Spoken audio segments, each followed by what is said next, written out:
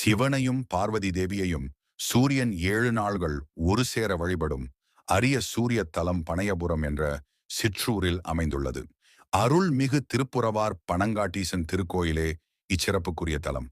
ஆண்டுதோறும் தமிழ் புத்தாண்டு முதல் நாளிலிருந்து தொடர்ந்து 7 நாள்கள் சூரிய உதயத்தின் போது சூரிய ஒளிக்கதிர்கள் நீண்டு உயர்ந்துள்ள இராஜகோபுரம், பலிபீடம், நந்தி மண்டபம் இவற்றையெல்லாம் கடந்து கருவறையில் வீற்றிருக்கும் பனங்காட்டீசனின் தலைமீது படுகிறது. இதன் பின் அது மெல்ல கீழிறங்கி சிவனின் பாதத்தினை அடைகிறது.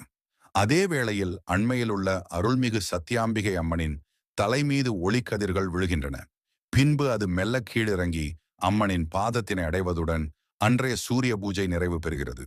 இப்படி தொடர்ந்து 7 நாள்கள் ஆண்டுதோறும் நிகழும். ஒளிக்கதிர்களால் சூரியன் நிகழ்த்தி வரும் இத்தகு அரிய நிகழ்ச்சி இக்கோயிலின் சிறப்பு அம்சமாகும். சிவனையும் பார்வதியையும் சூரியனே வழிபட்டு வணங்குவதாக ஐதீகம்.